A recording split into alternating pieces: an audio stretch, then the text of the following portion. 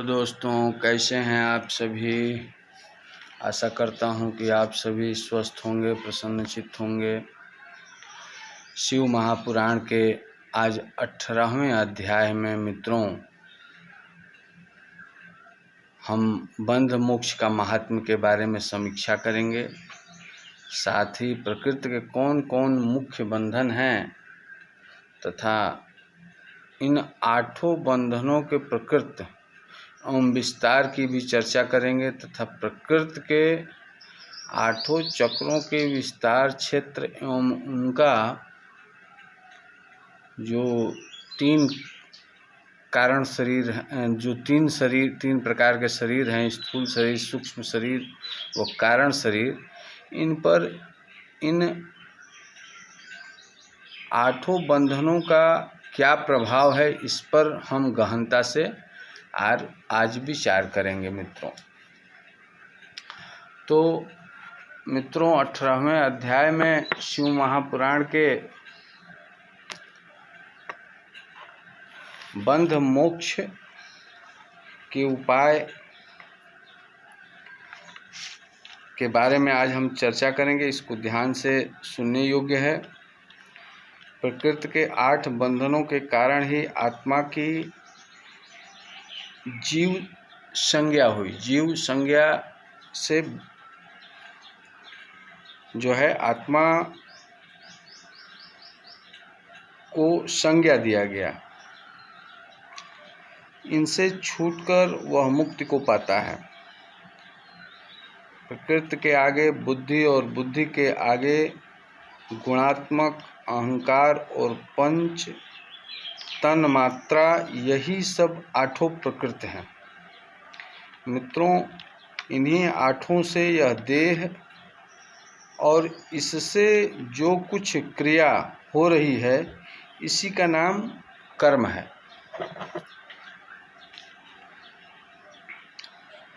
कर्म से देह और इस प्रकार बारंबार होते हैं।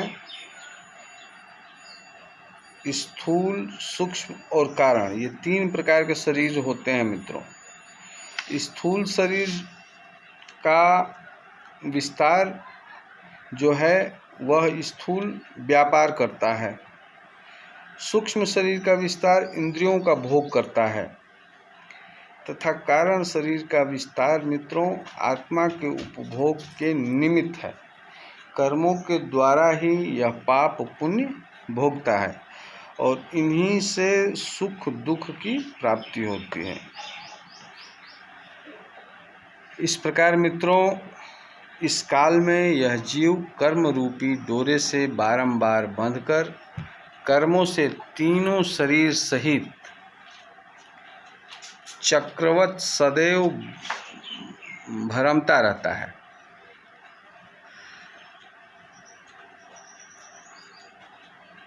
इसका चक्रवत से यह दूर कब होता है, जब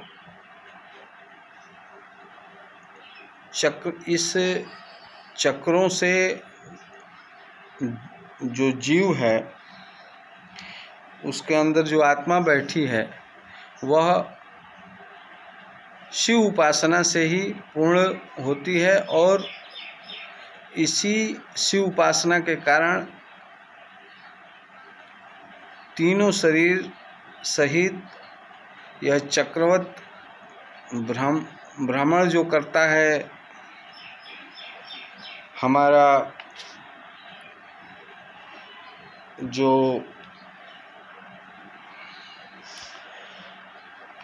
उसको कह सकते हैं हम कि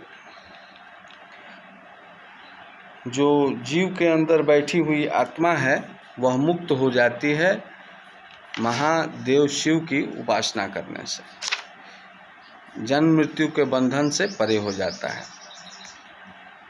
8 प्रकृति ही 8 चक्र हैं और शिव इनसे परे हैं।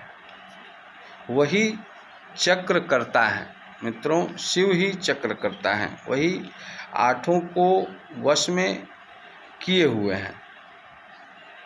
वे शिव जी सर्वज्ञ, निष्प्रिय और परिपूर्ण भी हैं। और उनको अनेकों अनंत अनंत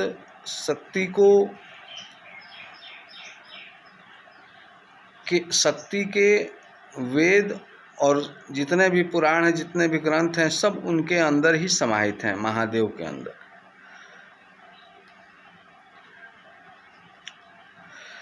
जो जीव मन वचन शरीर और धन से बेरलिंग या भक्त जनों में शिव भावना करके उनकी पूजा करते हैं, उन पर वे महादेव प्रकृति से परे शिव हैं, निसंदेह अवश्य ही प्रसन्न होते हैं।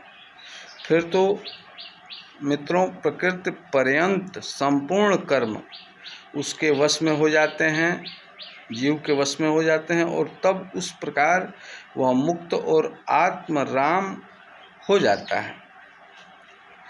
शरीर और आत्मा दोनों मित्रों शिव उपासना से शुद्ध होकर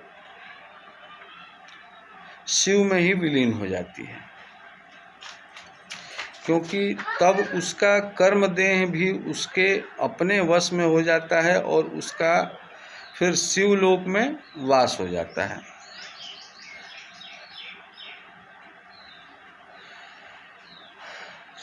और तभी जो है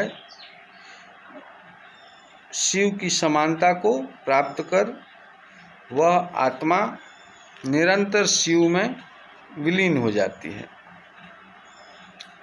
इस प्रकार महादेव का मानस ऐश्वर्य बिना यंत्र के ही प्राप्त हो जाता है, जिसमें सर्वज्ञता आदि ऐश्वर्य सब कुछ उन्हें प्राप्त होता है।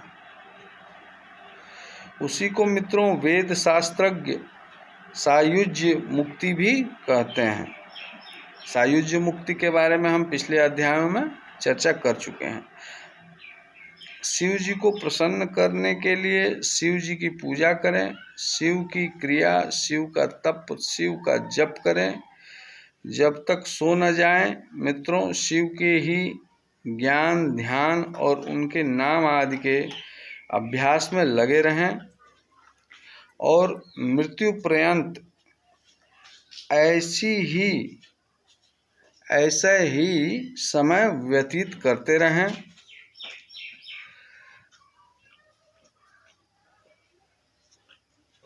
मंत्रों के द्वारा शिवलिंग पर अथवा शिव जी के जो मूर्ति है उस पर पुष्प चढ़ाकर पूजा अर्चना करने से मंगल की प्राप्ति होती है मित्रों। और लिंग आदि में शिव जी की पूजा का विधान मित्रों इस प्रकार है कि लिंग आदि का पूजन विधान क्रमशः यह है कि प्रणव पहला लिंग है जिससे सब कामनाएं पूर्ण होती हैं। वह स्थूल भी है और सूक्ष्म भी है। उसी को पंचाक्षर भी कहते हैं। उसकी पूजा ही मोक्ष है, जिसकी चर्चा हम पिछले अध्यायों में कर चुके हैं। इसके अतिरिक्त पुरुषार्थ से और प्रकृति भी बनाए हुए बहुत से लिंग हैं जिन्हें शिव जी ही जानते हैं, अन्य दूसरा कोई व्यक्ति नहीं जान सकता। मित्रों आगे हम अगले वीडियो में पृथ्वी के विकार से 5 लिंग की चर्चा करेंगे मित्रों। इसमें हम जानेंगे कि वह 5 लिंग किस प्रकार से शिव जी को प्रिय हैं और इनमें वह 5 लिंग स्वयंभू लिंग, बिंदु लिंग, प्रतिष्ठित लिंग, चर लिंग और गुरुलिंग, ये 5 लिंग के बारे में हम विस्तार से अगले वीडियो में चर्चा करेंगे मित्रों। तब तक के लिए राम राम, हर हर महादेव। आप सभी की प्रसन्नता की कामना के साथ बहुत बहुत धन्यवाद आप सभी को बहुत बहुत साधुवाद।